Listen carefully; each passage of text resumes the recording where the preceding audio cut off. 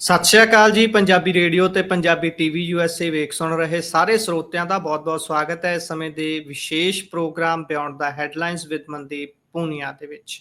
ਇਸ ਪ੍ਰੋਗਰਾਮ ਦੇ ਵਿੱਚ ਹਰ ਰੋਜ਼ ਦੀ ਤਰ੍ਹਾਂ ਸਾਥ ਹੁੰਦਾ ਹੈ ਮਨਦੀਪ ਪੂਨੀਆ ਜੀ ਦਾ, ਤੇ ਖਬਰਾਂ ਦੇ ਪਿਛੋਕੜ, ਖਬਰਾਂ ਦੇ ਪਿੱਛੇ ਕੀ ਹੈ ਜਿਹੜਾ ਲੁਕਿਆ ਰਹਿ ਗਿਆ ਹੈ, ਉਸ ਤੱਕ ਪਹੁੰਚ ਕਰਨ ਦੀ ਕੋਸ਼ਿਸ਼ ਕਰੀਦੀ ਹੈ। ਸੋ ਨਾਲ ਜੋੜਦੇ ਹਾਂ ਪੂਨੀਆ ਜੀ ਨੂੰ, ਫਿਰ ਉਹ ਖਬਰਾਂ ਦਾ ਕਰਾਂਗੇ। ਬਹੁਤ-ਬਹੁਤ ਸਵਾਗਤ ਹੈ ਜੀ। ਜੀ ਸ਼ੁਕਰੀਆ। ਸਤਿ ਸ੍ਰੀ ਅਕਾਲ ਗੁਰਪ੍ਰੀਤ। ਸਤਿ ਸ਼੍ਰੀ ਅਕਾਲ ਜੀ। ਸੋ ਸਭ ਤੋਂ ਪਹਿਲੀ ਖਬਰ ਤੇ ਜੇਕਰ ਆਪਾਂ ਚਾਨਣਾ ਪਾਈਏ ਤਾਂ ਚੱਲਦੇ ਹਾਂ ਹਿਮਾਚਲ ਦੇ ਵੱਲ। ਹਿਮਾਚਲ 'ਚ ਕਹਿੰਦੇ ਭਾਰੀ ਬਰਸਾਤ ਹੋ ਰਹੀ ਹੈ। ਪਹਿਲਾਂ ਵੀ ਬੱਦਲ ਫਟੇ ਸੀ, ਕੁਝ ਦਿਨ ਪਹਿਲਾਂ ਆਪਾਂ ਜਦੋਂ ਖਬਰ ਸਾਂਝੀ ਕੀਤੀ ਸੀ। ਬਹੁਤ ਸਾਰੀਆਂ ਸੜਕਾਂ ਬੰਦ ਨੇ, ਕਈ ਮੌਤਾਂ ਹੋ ਚੁੱਕੀਆਂ ਨੇ, ਲਗਾਤਾਰ ਲੈਂਡਸਲਾਈਡਿੰਗ ਹੋ ਰਹੀ ਹੈ। ਪਰ ਖਾਸ ਤੌਰ ਤੇ ਇਹ ਸਮਾਂ ਵੀ ਉਹ ਹੁੰਦਾ ਜਦੋਂ ਬੱਚਿਆਂ ਨੂੰ ਛੁੱਟੀਆਂ ਹੁੰਦੀਆਂ ਨੇ ਤੇ ਮਾਪੇ ਚਾਹੁੰਦੇ ਨੇ ਕਿਤੇ ਘੁੰਮ ਫਿਰ ਆਉਣ, ਤੇ ਇਹੋ ਜਿਹੇ ਦੇ ਵਿੱਚ ਕਈ ਵਾਰ ਬਹੁਤ ਲੋਕ ਫਸ ਜਾਂਦੇ ਨੇ। ਕੀ ਖਬਰਾਂ ਆ ਰਹੀਆਂ ਨੇ ਜੀ ਹਿਮਾਚਲ ਵਾਲੇ ਬੰਨੇ ਤੋਂ, ਜਰਾ ਸਾਰੀਆਂ ਤੇ ਪਾਇਓ ਚਾਨਣ। ਹਾਂਜੀ, ਹਿਮਾਚਲ ਪ੍ਰਦੇਸ਼ 'ਚ ਜਿਹੜਾ ਇਹ ਮੌਨਸੂਨ ਆਇਆਗਾ ਉਹਦੇ ਕਰਕੇ ਖਾਸਾ ਨੁਕਸਾਨ ਹੋ ਰਿਹਾਗਾ। ਉੱਥੇ ਜੀ ਲੈਂਡਸਲਾਈਡਸ ਦੀਆਂ ਘਟਨਾਵਾਂ ਵੀ ਵਾਪਰ ਰਹੀਆਂ ਨੇ, ਜਿਸ ਕਰਕੇ ਤਕਰੀਬਨ 285 ਸੜਕਾਂ ਬੰਦ ਨੇ। ਉਹਨਾਂ ਤੇ ਕਿਸੇ ਵੀ ਕਿਸਮ ਦੇ ਵਾਹਨਾਂ ਦੀ ਆਵਾਜਾਈ ਬੰਦ ਹੈਗੀ ਆ, ਤੇ ਹਜੇ ਤੱਕ ਸੂਬੇ 'ਚ 40 ਲੋਕਾਂ ਦੀ ਮੌਤ ਹੋ ਚੁੱਕੀ ਹੈ, ਤੇ ਪਿਛਲੇ 24 ਘੰਟਿਆਂ ਅੰਦਰ ਹੀ 5-6 ਲੋਕਾਂ ਦੀ ਡੈਥ ਹੋਈ ਹੈ। ਤੇ ਆਪਾਂ ਕਹਿ ਲਈਏ ਕਿ ਬਹੁਤ ਬੁਰੇ ਹਾਲਾਤ ਹਿਮਾਚਲ 'ਚ ਹੈਗੇ ਆ। ਬਹੁਤ ਸਾਰੀ ਥਾਵਾਂ ਤੇ ਆਪਾਂ ਫਲੈਸ਼ ਫਲੱਡ ਦੀ ਘਟਨਾਵਾਂ ਦੇਖ ਰਹੇ ਹਾਂ। ਕਈ ਥਾਵਾਂ ਤੇ ਜਿਹੜਾ ਪਹਾੜ ਹੈ ਉਹ ਵੀ ਦਰਕ ਚੁੱਕਿਆ, ਪਹਾੜ ਵੀ ਦਰਕ ਰਹੇ ਨੇ, ਉਹ ਵੀ ਆਪਾਂ ਦੇਖ ਰਹੇ ਹਾਂ। ਲੈਂਡਸਲਾਈਡ ਦੀਆਂ ਘਟਨਾਵਾਂ ਦੇਖ ਰਹੇ ਹਾਂ।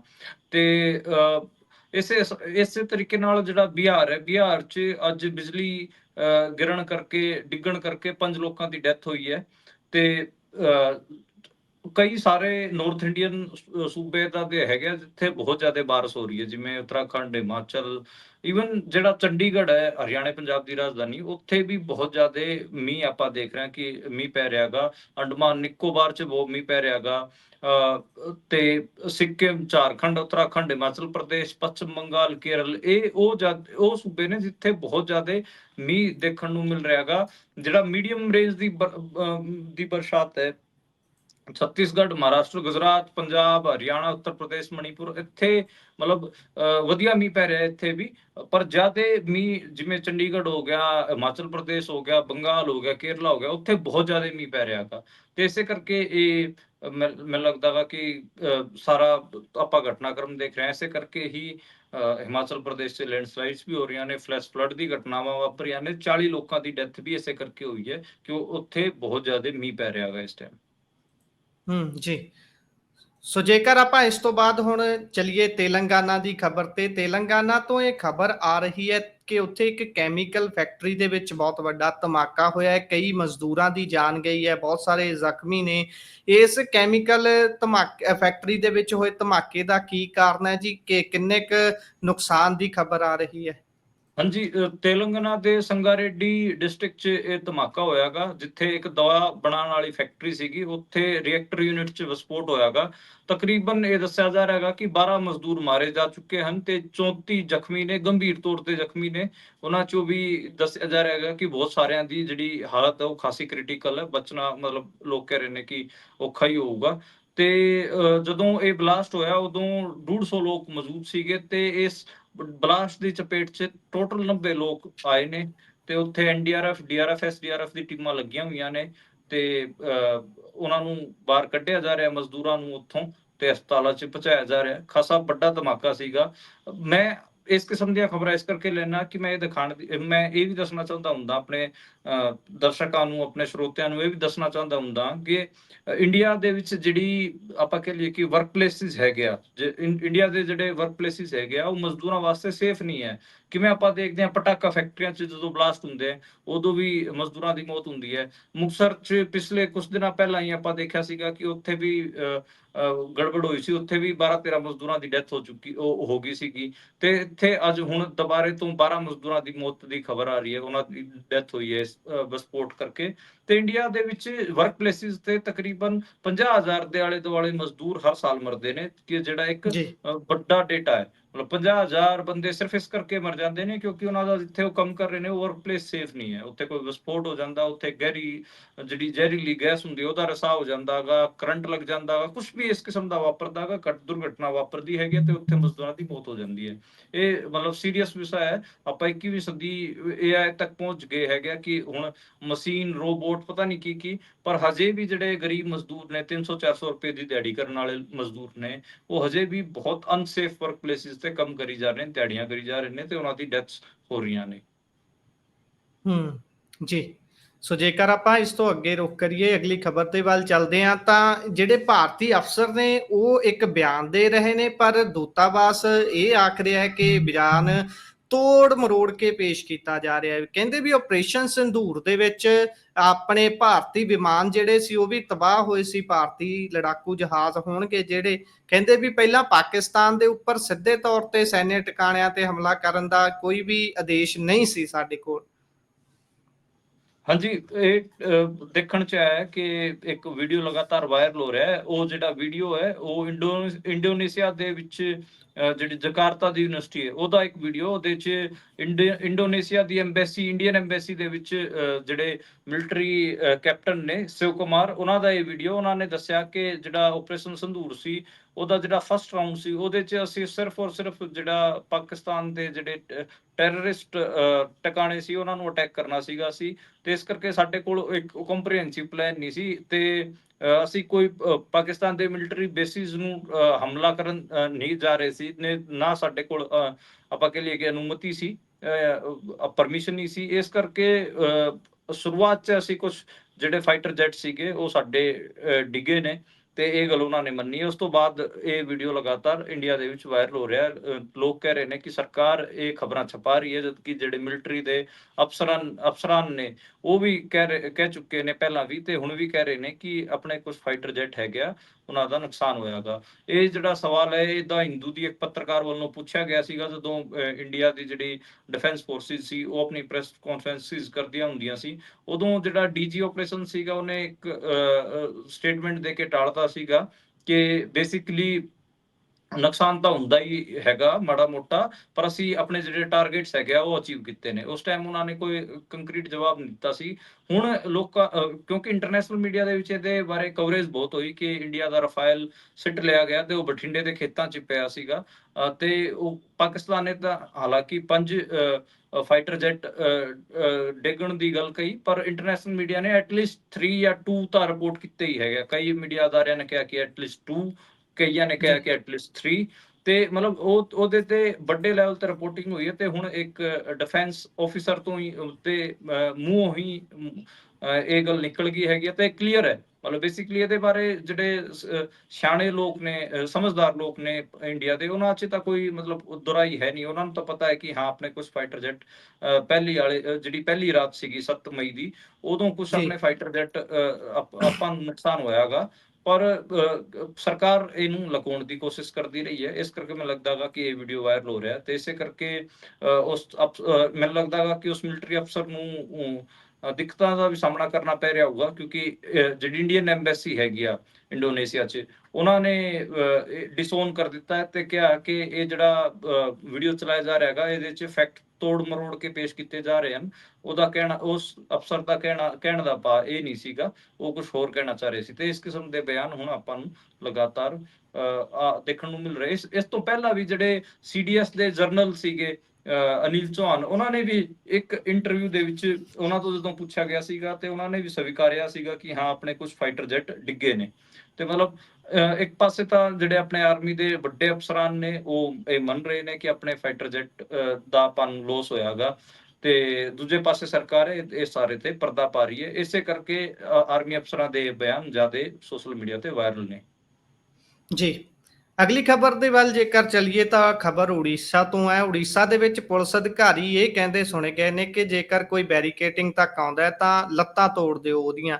ਇਹ ਪੂਰੀ ਕਹਾਣੀ ਕੀ ਹੈ, ਕਿਉਂ ਇਸ ਤਰੀਕੇ ਦਾ ਵਤੀਰਾ ਪੁਲਿਸ ਦਾ ਹਰੇਕ ਸਟੇਟ 'ਚ ਹੀ ਦੇਖਣ ਨੂੰ ਮਿਲਦਾ ਹੈ, ਕੀ ਸਾਰੀ ਗੱਲਬਾਤ ਹੋਈ ਸੀ, ਤੇ ਅੰਤ 'ਚ ਇਹ ਵੀ ਜ਼ਰੂਰ ਦੱਸਿਓ ਕਿ ਇਹ ਜਿਹੜਾ ਪੁਲਿਸ ਦਾ ਰਵੱਈਆ ਹਰੇਕ ਸਟੇਟ 'ਚ ਸੇਮ ਜਿਹਾ ਹੀ ਦੇਖਣ ਨੂੰ ਮਿਲਦਾ ਹੈ ਵੀ ਕਿਸੇ ਤੇ ਵੀ ਤਸ਼ੱਦਦ ਅੰਨਾ ਢਾ ਸਕਦੇ ਨੇ, ਕੁਝ ਵੀ ਕਰ ਸਕਦੇ ਨੇ।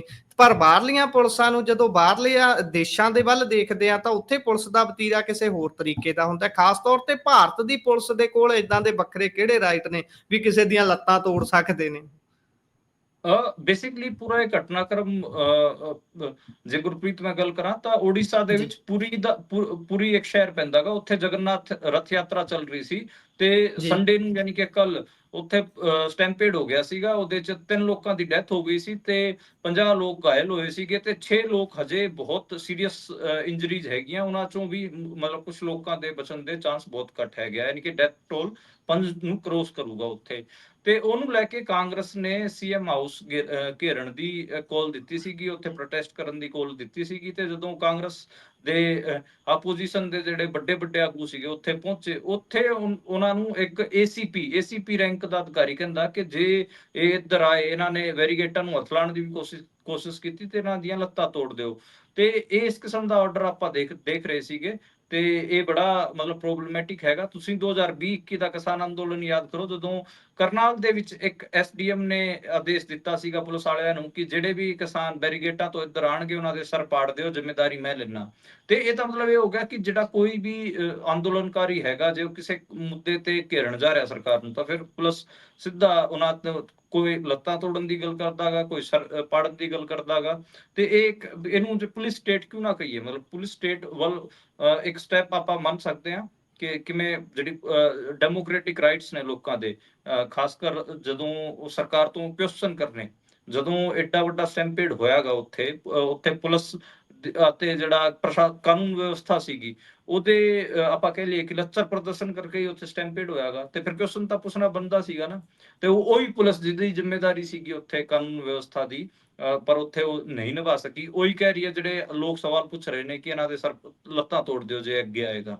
ਮਤਲਬ ਆਪ ਹਿਸਾਬ ਲਾਓ ਕਿ ਜਿਨ੍ਹਾਂ ਦੀ ਜਵਾਬਦੇਹੀ ਤੈਅ ਹੋਣੀ ਸੀਗੀ, ਉਹ ਤਾਂ ਜਿਹੜੇ ਲੋਕ ਸਵਾਲ ਚੁੱਕ ਰਹੇ ਨੇ ਉਹਨਾਂ ਦੀਆਂ ਲੱਤਾਂ ਤੋੜਨ ਦੀ ਗੱਲ ਕਰ ਰਹੇ ਨੇ। ਤੇ ਇਹਨੂੰ ਤੁਸੀਂ ਕਿਸ ਹਿਸਾਬ ਨਾਲ ਡੈਮੋਕ੍ਰੇਸੀ ਚ ਕਿਹੜੇ ਖਾਨੇ ਚ ਪਾਉਂਗੇ? ਕਿ ਇਹਨੂੰ ਕਿਉਂ ਨਾ ਕਹੀਏ ਕਿ ਇਹ ਪੁਲਿਸ ਡਿਕਟੇਟਰਸ਼ਿਪ ਹੋ ਗਈ ਹੈ। ਪੁਲਿਸ ਦੀ ਕੋਈ ਜੀ ਜ਼ਿੰਮੇਵਾਰੀ ਤੈਅ ਤਾਂ ਹੋ ਨਹੀਂ ਰਹੀ, ਉਲਟਾ ਪੁਲਿਸ ਕਹਿ ਰਹੀ ਹੈ ਜਿਹੜੇ ਸਵਾਲ ਪੁੱਛਣ ਵਾਲੇ ਲੋਕ ਹੈਗੇ ਕਿ ਅਸੀਂ ਤੁਹਾਡੀ ਲੱਤਾਂ ਤੋੜ ਦਿਆਂਗੇ। ਜੀ। ਸੋ ਜੇਕਰ ਆਪਾਂ ਅਗਲੀ ਖਬਰ ਤੇ ਚੱਲੀਏ ਤਾਂ ਅਗਲੀ ਖਬਰ ਟਰਾਈ ਲੈਂਗੁਏਜ ਦੇ ਪਾਲਿਸੀ ਦੇ ਨਾਲ ਜੁੜੀ ਹੋਈ ਹੈ। ਮਹਾਰਾਸ਼ਟਰ ਦੇ ਸਕੂਲਾਂ ਦੇ ਵਿੱਚ ਕਹਿੰਦੇ ਫੈਸਲਾ ਹੁਣ ਪਾਲਿਸੀ ਨੂੰ ਲੈ ਕੇ ਜਿਹੜਾ ਹੁਕਮ ਕੀਤਾ ਗਿਆ ਸੀ, ਆਦੇਸ਼ ਕੀਤਾ ਗਿਆ ਸੀ, ਉਹ ਵਾਪਸ ਹੋ ਗਿਆ ਹੈ ਟਰਾਈ ਲੈਂਗੁਏਜ ਵਾਲਾ। ਹਾਂਜੀ, ਬੇਸਿਕਲੀ ਮਹਾਰਾਸ਼ਟਰ ਗਵਰਨਮੈਂਟ ਨੇ ਅਪ੍ਰੈਲ ਮਹੀਨੇ ਚ 16-17 ਅਪ੍ਰੈਲ ਨੂੰ 2 ਨੋਟੀਫਿਕੇਸ਼ਨ ਜਾਰੀ ਕੀਤੇ ਸੀਗੇ, ਜਿਹਦੇ ਚ ਉਹਨਾਂ ਨੇ ਕਿਹਾ ਸੀਗਾ ਕਿ ਪਹਿਲੀ ਤੋਂ ਲੈ ਕੇ 5ਵੀਂ ਤੱਕ 3 ਭਾਸ਼ਾਵਾਂ ਅਸੀਂ ਸਕੂਲਾਂ ਚ ਪੜਾਵਾਂਗੇ, ਜਿਹਦੇ ਚ ਤੀਜੀ ਭਾਸ਼ਾ ਦੇ ਤੌਰ ਤੇ ਹਿੰਦੀ ਨੂੰ ਉੱਥੇ ਆਪਾਂ ਕਹਿ ਲਈਏ ਕਿ ਕੰਪਲਸਰੀ ਕਰ ਦਿੱਤਾ ਗਿਆ ਸੀ। ਉਹਦਾ ਵੱਡਾ ਵਿਰੋਧ ਕੀਤਾ ਗਿਆ ਸੀਗਾ ਸ਼ਿਵ ਸੈਨਾ, ਉद्धਵ ਠਾਕਰੇ ਵਾਲੀ ਤੇ ਰਾਜ ਠਾਕਰੇ ਹੋਰਾਂ ਨੇ। ਤੇ ਹੁਣ ਜਿਹੜੀ ਉੱਥੋਂ ਦੀ ਦੇਵੇਂਦਰ ਫਡਨਵੀਸ ਦੀ ਸਰਕਾਰ ਹੈ, ਬੀਜੇਪੀ ਦੀ ਸਰਕਾਰ ਹੈ, ਉਹ ਬੈਕਫੁੱਟ ਤੇ ਹੈਗੀ ਹੈ ਤੇ ਉਹਨਾਂ ਨੇ ਆਪਣੀ ਜਿਹੜੀ ਨੋਟੀਫਿਕੇਸ਼ਨ ਸੀਗੀ ਉਹ ਰੱਦ ਕਰ ਦਿੱਤੀ ਹੈ। ਤੇ ਕੱਲ ਉਹਨਾਂ ਨੇ ਪ੍ਰੈਸ ਕਾਨਫਰੰਸ ਕਰਕੇ ਵੀ ਦੱਸਿਆ ਕਿ ਅਸੀਂ ਕੋਈ ਹਿੰਦੀ ਲੈਂਗੁਏਜ ਨੂੰ ਕੰਪਲਸਰੀ ਨਹੀਂ ਕਰ ਰਹੇ। ਦੇਖੋ, ਇਸ ਟਰਾਈ ਲੈਂਗੁਏਜ ਫਾਰਮੂਲੇ ਦਾ ਵਿਰੋਧ ਦਾ ਜੇ ਆਪਾਂ ਕਹੀਏ ਕਿ ਦਬਾਅ ਹੇਠ ਜਿਹੜਾ ਰੱਦ ਕਰਨਾ ਪਿਆ ਮਹਾਰਾਸ਼ਟਰ 'ਚ, ਉਹਦਾ ਸਾਰਾ ਕ੍ਰੈਡਿਟ ਉद्धਵ ਠਾਕਰੇ ਤੇ ਰਾਜ ਠਾਕਰੇ ਨੂੰ ਜਾਂਦਾ ਹੈਗਾ।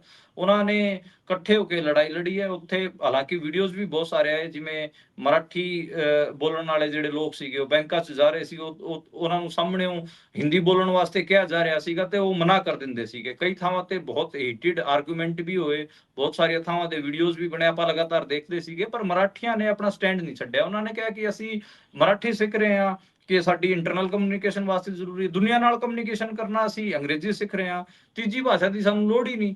ਜਿਹੜੀ ਪੂਰੇ ਇਹ ਮੈਨੂੰ ਲੱਗਦਾਗਾ ਕਿ ਜਿਹੜਾ ਤਾਮਿਲਨਾਡੂ ਤੋਂ ਉਹਨਾਂ ਨੇ ਜਿਹੜਾ ਇਹ ਆਰਗੂਮੈਂਟ ਫੜਿਆ ਉਹ ਬਹੁਤ ਸੋਹਣਾ ਆਰਗੂਮੈਂਟ ਹੈ। ਇਹ ਮੈਨੂੰ ਲੱਗਦਾ ਕਿ ਪੰਜਾਬੀਆਂ ਨੂੰ ਫੜਨਾ ਚਾਹੀਦਾ ਕਿ ਸਾਨੂੰ ਮਤਲਬ ਹਿੰਦੀ ਸਿੱਖਣ ਦੀ ਤਾਂ ਕੋਈ ਲੋੜ ਹੀ ਨਹੀਂ ਹੈ। ਤੇ ਹੁਣ ਜਿਹੜੀ ਆਪਾਂ ਕਹਿ ਲਈਏ ਕਿ ਪਿਛਲੇ 15-20 ਸਾਲਾਂ ਬਾਅਦ ਉद्धਵ ਠਾਕਰੇ ਅਤੇ ਰਾਜ ਠਾਕਰੇ ਦੋਵੇਂ ਇੱਕ ਮੰਚ ਤੇ ਆਏ ਹੈਗੇ ਤੇ 5 ਜੁਲਾਈ ਨੂੰ ਉਹ ਇਹਦਾ ਉਤਸਵ ਵੀ ਮਨਾਉਣਗੇ, ਯਾਨੀ ਕਿ ਇਹਦਾ ਸੈਲੀਬ੍ਰੇਸ਼ਨ ਵੀ ਕਰਨਗੇ ਤੇ ਇਕੱਠੀ ਇੱਕ ਰੈਲੀ ਰੱਖੀ ਜਾ ਸਕਦੀ ਹੈ ਉਹਨਾਂ ਵੱਲੋਂ। ਤੇ 5 ਜੁਲਾਈ ਨੂੰ ਦੇਖਿਓ ਤੁਸੀਂ, ਉਹ ਮਰਾਠੀ ਏਕਤਾ ਦੇ ਨਾਂ ਤੇ ਕੋਈ ਨਾ ਕੋਈ ਮੰਚ ਵੀ ਤਿਆਰ ਕਰਨਗੇ ਬੀਜੇਪੀ ਦੇ ਉਲਟ ਉੱਥੇ। ਜੀ। ਸੋ ਵੇਖਾਂਗੇ ਇਹਦੇ ਚ ਬਣਦਾ ਕੀ ਹੈ। ਪਰ ਜੇਕਰ ਅਗਲੀ ਖਬਰ ਤੇ ਚੱਲੀਏ ਤਾਂ ਖਬਰ ਪੰਜਾਬ ਤੋਂ ਹੈ। ਬੀਤੇ ਕੱਲ ਇਹ ਖਬਰ ਆਉਂਦੀ ਹੈ ਕਿ ਪੰਜਾਬ ਵਿੱਚ ਰਾਜ ਕਰਦੀ ਧਿਰ ਆਮ ਆਦਮੀ ਪਾਰਟੀ ਨੇ ਆਪਣਾ ਹੀ ਇੱਕ ਐਮਐਲਏ ਛਾਂਗ ਦਿੱਤਾ ਹੈ। ਉਸ ਨੂੰ ਕਹਿ ਲਈਏ ਵੀ ਪਾਰਟੀ ਚੋਂ 5 ਸਾਲ ਦੇ ਲਈ ਲਾਂਭੇ ਕਰ ਦਿੱਤਾ। ਐਮਐਲਏ ਤਾਂ ਰਹਿਣਗੇ ਉਹ, ਪਰ ਪਾਰਟੀ ਦੇ ਵਿੱਚੋਂ 5 ਸਾਲ ਦੇ ਲਈ ਕੱਢ ਦਿੱਤਾ ਗਿਆ ਹੈ ਕੁੰਵਰ ਵਿਜੇ ਪ੍ਰਤਾਪ ਉਹਨਾਂ ਨੂੰ, ਜਿਹੜੇ ਕਿ ਅੰਮ੍ਰਿਤਸਰ ਤੋਂ ਵਿਧਾਇਕ ਨੇ। ਸੋ ਪਾਇਓ ਜ਼ਰਾ ਚਾਨਣਾ, ਕੀ ਮੁੱਖ ਕਾਰਨ ਰਹੇ ਉਹਨਾਂ ਨੂੰ ਪਾਸੇ ਕਰਨ ਦੇ, ਜਾਂ ਕਿਹੜੀ ਗੱਲੋਂ ਉਹਨਾਂ ਨੂੰ ਕਰ ਦਿੱਤਾ ਗਿਆ? ਕਿਉਂਕਿ ਉਹਨਾਂ ਦੀ ਜਿਹੜੀ ਗੱਲਬਾਤ ਸੀ ਉਹ ਆਮ ਤੌਰ ਤੇ ਤਾਂ ਬੇਸ਼ੱਕ ਟਿੱਪਣੀ ਕਰਦੇ ਹੋਣ ਸਰਕਾਰ ਦੇ, ਆਪਣੀ ਪਾਰਟੀ ਦੇ ਖਿਲਾਫ, ਪਰ ਕਦੀ ਸਿੱਧੇ ਤੌਰ ਦੇ ਉੱਪਰ ਅਰਵਿੰਦ ਕੇਜਰੀਵਾਲ ਤੇ ਉਹਨਾਂ ਨੇ ਕੋਈ ਟਿੱਪਣੀ ਨਹੀਂ ਕੀਤੀ। ਭਗਵੰਤ ਮਾਨ ਨੂੰ ਜ਼ਰੂਰ ਨਿਸ਼ਾਨੇ ਤੇ ਲੈਂਦੇ ਸੀ, ਤੇ ਹੁਣ ਕਾਰਵਾਈ ਕਰਨ ਦਾ ਵੱਡਾ ਕਾਰਨ ਕੀ ਹੈ? ਹਾਂਜੀ, ਪੰਜਾਬ ਦੇ ਆਮ ਆਦਮੀ ਪਾਰਟੀ ਦੇ ਜਿਹੜੇ ਵਿਧਾਇਕ ਸੀ ਅੰਮ੍ਰਿਤਸਰ ਨੌਰਥ ਤੋਂ, ਜਿਹੜੇ ਕੁੰਵਰ ਵਿਜੇ ਪ੍ਰਤਾਪ ਸਿੰਘ ਸੀਗੇ, ਉਹਨਾਂ ਨੂੰ ਪਾਰਟੀ ਚੋਂ 5 ਸਾਲ ਵਾਸਤੇ ਸਸਪੈਂਡ ਕਰ ਦਿੱਤਾ ਗਿਆ ਹੈਗਾ।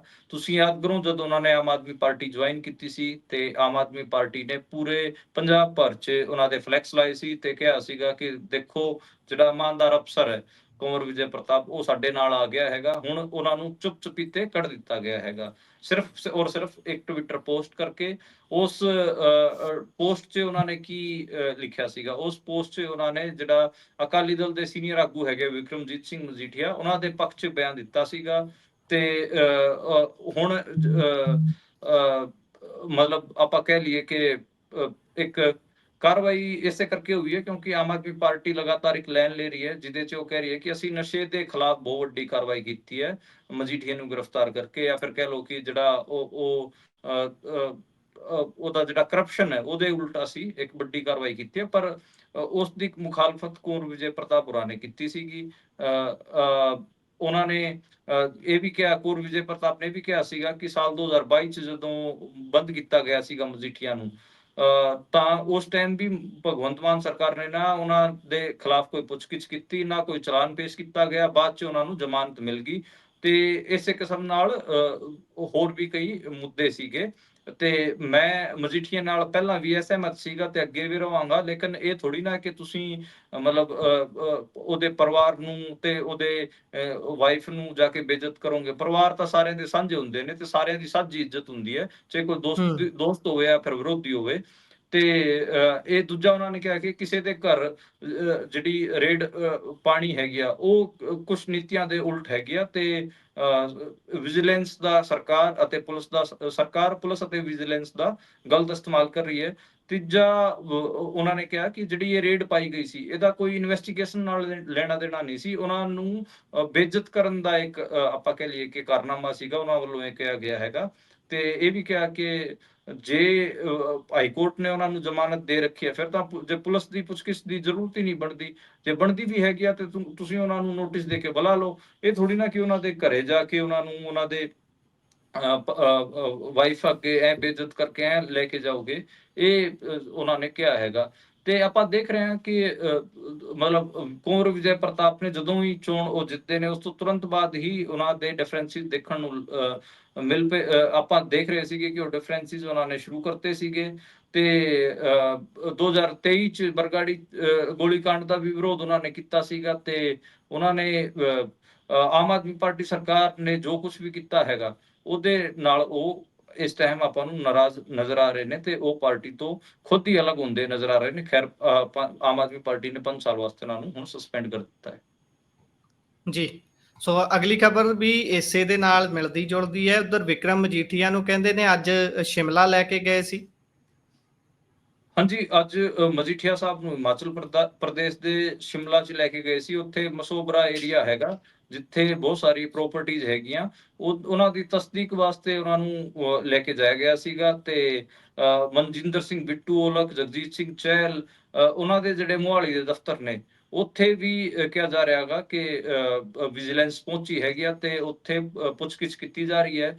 ਤੇ ਉਹਨਾਂ ਦੇ ਮਜੀਠੀਏ ਨਾਲ ਜਿਹੜੇ ਹੈਗਾ ਰਿਲੇਸ਼ਨ ਐਸਟੈਬਲਿਸ਼ ਕੀਤੇ ਜਾ ਰਹੇ ਨੇ।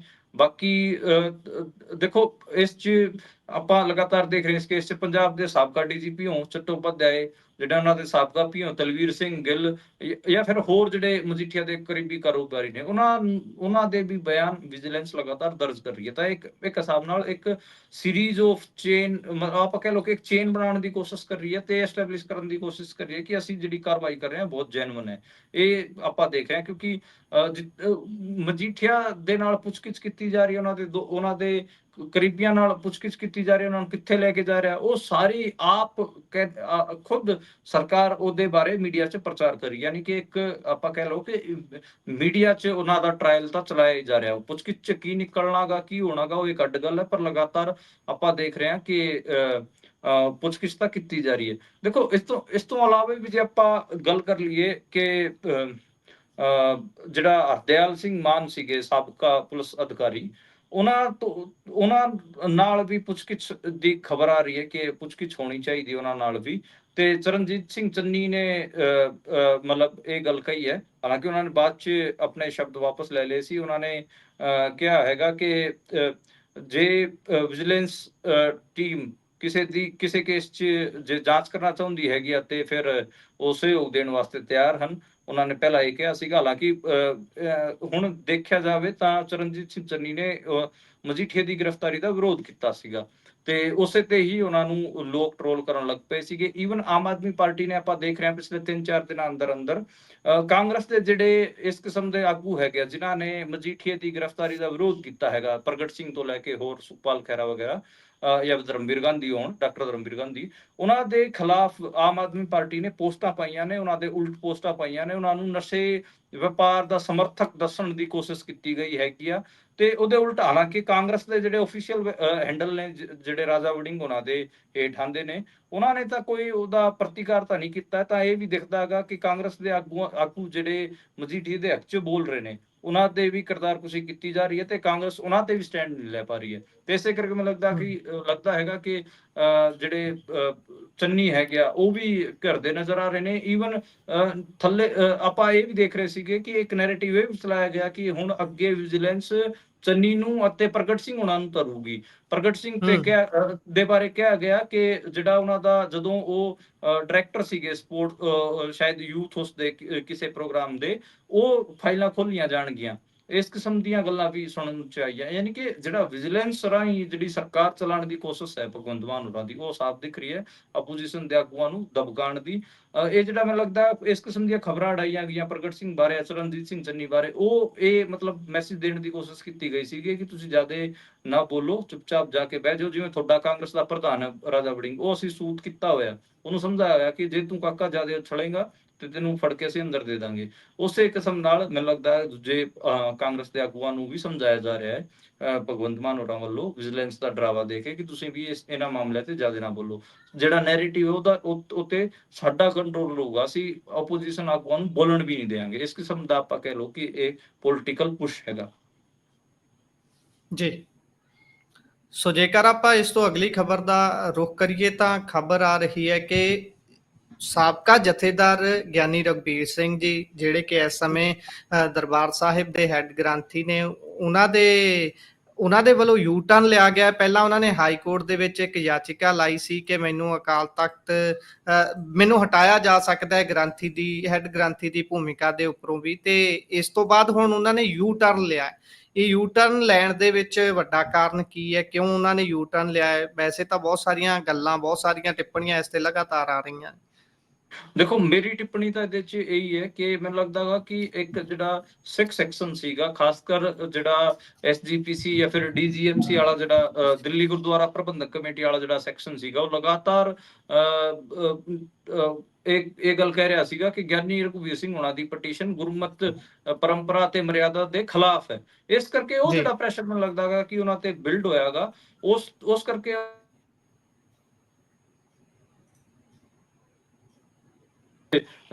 ਜਿਹੜੇ ਦਿੱਲੀ ਅਕਾਲੀ ਦਲ ਦੇ ਪ੍ਰਧਾਨ ਨੇ ਪਰਮਜੀਤ ਸਿੰਘ ਸਰਨਾ, ਉਹਨਾਂ ਨੇ ਵੀ ਵਿਰੋਧ ਜਤਾਇਆ ਸੀਗਾ। ਹੋਰ ਵੀ ਕਈ ਸਿੱਖ ਬੁੱਧੀਜੀਵੀ ਸੀਗੇ ਜਿਹੜੇ ਕਹਿ ਰਹੇ ਸੀਗੇ ਕਿ ਇਹ ਗੁਰਮਤ ਪਰੰਪਰਾ ਦੇ ਖਿਲਾਫ ਹੈ, ਉਲਟ ਹੈ।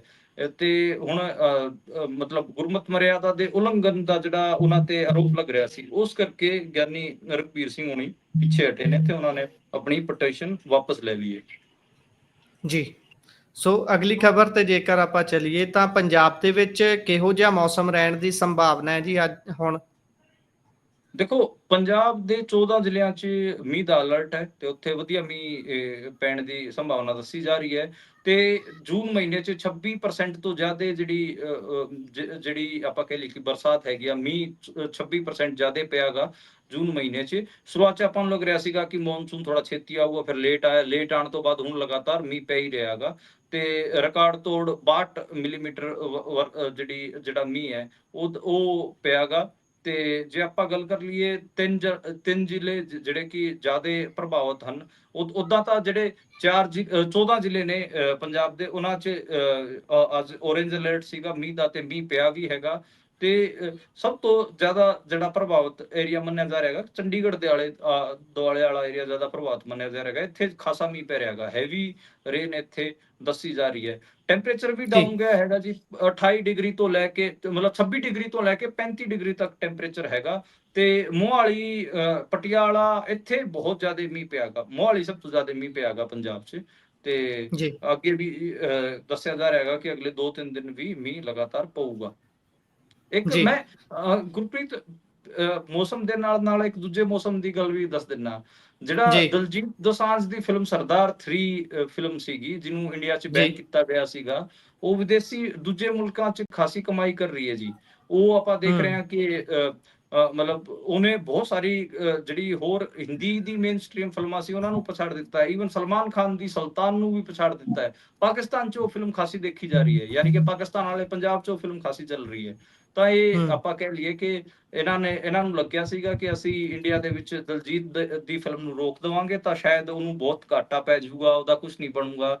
ਤੁਸੀਂ ਹੂੰ, ਆਪਣੇ ਮਤਲਬ ਪੰਛੀਆਂ ਨੂੰ ਤੁਸੀਂ ਤੁਹਾਡਾ ਜਿਹੜਾ ਛੋਟਾ ਬਹੁਤ ਲੈਂਡ ਦਾ ਟੁਕੜਾ ਹੈ, ਉੱਥੇ ਤਾਂ ਤੁਸੀਂ ਉਹਨਾਂ ਨੂੰ ਬਹਿਣ ਤੋਂ ਰੋਕ ਸਕਦੇ ਹੋ, ਪਰ ਉਹਨਾਂ ਨੂੰ ਅਸਮਾਨ 'ਚ ਹੂੰ, ਉੱਡਣ ਵਾਸਤੇ ਥੋੜੀ ਨਾ ਰੋਕ ਸਕਦੇ ਹੋ। ਥੋੜੀ ਨਾ ਪੂਰੀ ਰੋਕ ਦੁਨੀਆ ਸਕਦੇ। ਬਹੁਤ ਵੱਡੀ ਹੈ, ਹੁਣ ਪਰਿੰਦੇ ਉਡਾਰੀ ਮਾਰਨਗੇ ਤੇ ਆਪਣੇ ਪੈਸੇ ਕਮਾਉਣਗੇ। ਠੀਕ ਹੈ, ਤੁਸੀਂ ਬੈਨ ਹੂੰ, ਕਰੇ ਚੱਲੋ ਹਾਈਪਰ ਨੈਸ਼ਨਲਿਜ਼ਮ ਦੇ ਚੱਕਰ 'ਚ, ਪਰ ਦਲਜੀਤ ਦਾ ਠੀਕ ਠਾਕ ਪ੍ਰਮੋਸ਼ਨ ਹੋਇਆ। ਮੈਂ ਤਾਂ ਕਹਿੰਦਾ ਰਿਹਾ ਹੂੰ, negative publicity is also publicity. ਜਿੰਨਾ ਇਹ ਦਲਜੀਤ ਦੇ ਐਂਟੀ ਪ੍ਰਚਾਰ ਕਰਦੇ ਨੇ, ਦਲਜੀਤ ਓਨਾ ਹੀ ਇੰਟਰਨੈਸ਼ਨਲ ਲੈਵਲ ਤੇ ਵੱਡਾ ਹੁੰਦਾ ਜਾਂਦਾ ਹੈਗਾ। ਜੀ, ਇਹ ਤਾਂ ਹੈ। ਸੋ ਇਸੇ ਦੇ ਨਾਲ ਖਬਰਾਂ ਦਾ ਸਮਾਂ ਇੱਥੇ ਹੀ ਸਮਾਪਤ ਹੁੰਦਾ ਹੈ। ਸੋ ਤੁਸੀਂ ਜੁੜੇ ਜਾਣਕਾਰੀਆਂ ਸਾਂਝੀਆਂ ਕੀਤੀਆਂ, ਬਹੁਤ-ਬਹੁਤ ਧੰਨਵਾਦ।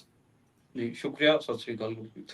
ਸਤਿ ਸ਼੍ਰੀ ਅਕਾਲ। ਸੋ ਇਹ ਸਨ ਸਾਡੇ ਨਾਲ ਮਨਦੀਪ ਪੁਨੀਆ ਜੀ, ਵੱਖ-ਵੱਖ ਖਬਰਾਂ ਦੀ ਤੁਹਾਡੇ ਨਾਲ ਸਾਂਝ ਪਾਈ ਹੈ। ਕਿਵੇਂ ਲੱਗਿਆ ਪ੍ਰੋਗਰਾਮ? ਆਪਣੇ ਵਿਚਾਰ ਰਾਏ ਟਿੱਪਣੀਆਂ ਜ਼ਰੂਰ ਸਾਂਝਾ ਕਰਿਓ। ਜੁੜੇ ਰਹੋ ਪੰਜਾਬੀ ਰੇਡੀਓ ਤੇ ਪੰਜਾਬੀ TV USA ਦੇ ਨਾਲ। ਧੰਨਵਾਦ, ਸਤਿ ਸ਼੍ਰੀ ਅਕਾਲ।